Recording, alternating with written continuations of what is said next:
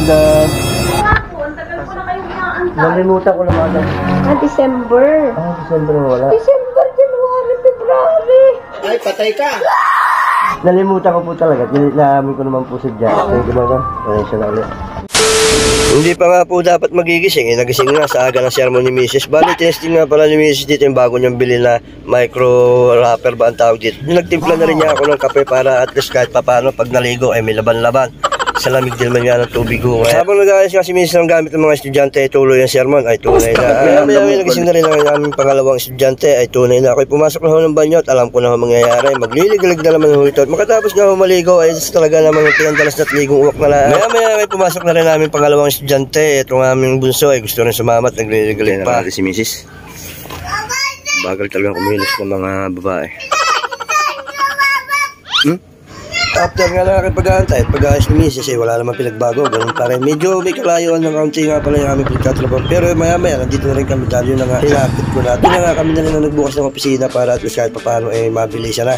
Dahil yun na nga ang trabaho ko isang kolektor, si Mrs. ay kahera dito. Maya lumarga na rin ako at malaylo at marami-rami din nga aking pupuntahan at medyo kabado ko ngayong araw to dahil meron akong nakaligtaan. Sana nandiyan Nalimutan na talaga to. Ano kaya magiging reaksyon ni ma'am? Nalimutan na eh. 3 buwan. Madam. Si Ma'am Marites po. Alam sa Divine. Oo nga po, ang tagal ko na kayong inaantay. Nalimutan ko na, madam. Nalimutan ko na, madam. December. December na wala. December, January, February. Ay, patay ka!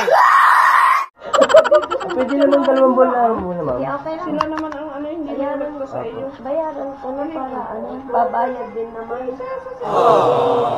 Walang kakasukaso yung kay sir at si sir ay kolektor.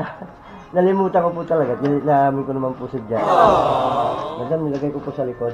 Oo, nalagay ko po. Thank you. Thank you, madam. Pasensya na ulit. Buti na lang talaga mabait si ma'am. Sobrang magastos talaga ang panahon yan. Ultimo papasok ko lang sa mall, titikitan ka na, may bayad pa. Kaya pag nasa bahay ka na lang, wala ka pang problema. Marami din niya na aking pupunta. Talaga medyo may kalayuan ng iba. Pero okay lang, nag-e-enjoy. Totoo nga kasabihan na pahalagahan mo lang yung bariyang kinikita. Balang araw, magiging libre din yan. Lagi mo lang galingan at huwag sukuhan. At pansin mo ba na kahit nasa mas mahirap tayong sitwasyon, nakakaraos pa din.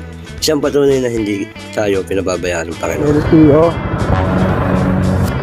Sa dami na rin nga napunta at layo ultimo mga LTO ay akin na rin namumukhaan dahil yun na nga araw-araw din naman tayo nasa kalsada at nakikipagpatentero.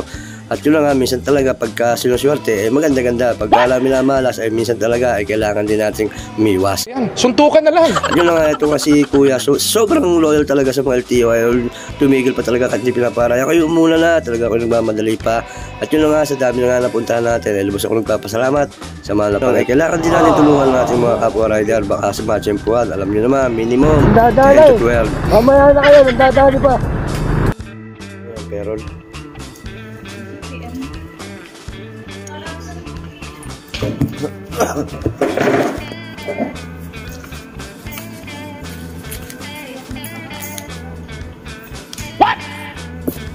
parang may naamoy ako hindi maganda.